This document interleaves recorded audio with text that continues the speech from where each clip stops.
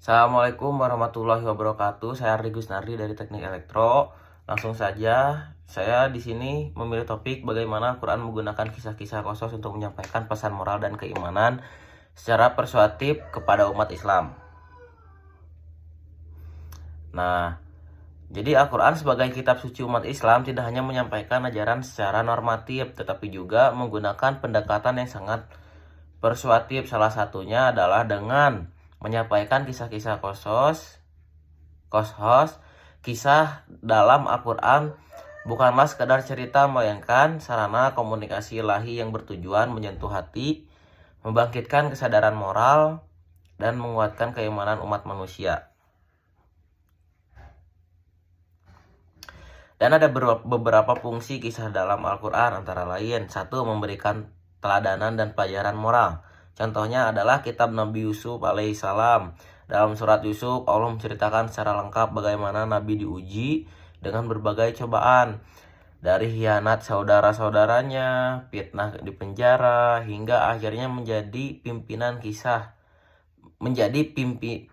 pemimpin kisah ini saat pesan tentang kesabaran, keikhlasan, dan keimanannya yang kuat kepada Allah Subhanahu wa Ta'ala. Adapun yang kedua, menggerakkan emosi dan empati dengan menyampaikan cerita nyata daripada nabi.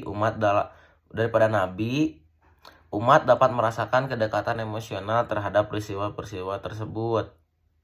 Emosi ini berperan penting dalam menyentuh hati dan menggerakkan manusia untuk berubah dan memperbaiki diri. Yang ketiga, menyampaikan kebenaran secara halus dan menyentuh. Berbeda dengan perintah langsung, kisah bersifat lebih lembut dan mengalir.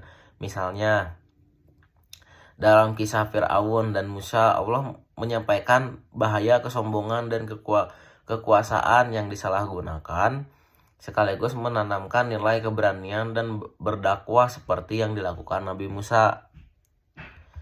Adapun yang keempat, menguatkan hati dan motivasi. Kisah-kisah ini juga digunakan untuk menguatkan Nabi Muhammad SAW dalam menjalani misi kerasulan. Dalam surat Al-Hud ayat 120, Allah berfirman bahwa kisah-kisah Nabi terdahulu disampaikan untuk meneguhkan hati Rasul dan sebagai pelajaran bagi umat manusia. Dengan pendekatan kisah ini, Al-Quran membangun komunikasi yang persuasif, bukan memaksa, melainkan mengajak dengan cara menyentuh dan menyadarkan. Ini membuktikan bahwa metode storytelling atau narasi sudah sejak dahulu digunakan sebagai teknik komunikasi yang efektif, bahkan ada dalam konteks wahyu ilahi gitu. Mungkin cukup sekian dari saya. Apabila ada kesalahan, mohon maaf, itu datang dari saya pribadi. Wabillahi taufiq wal hidayah. Wassalamualaikum warahmatullahi wabarakatuh.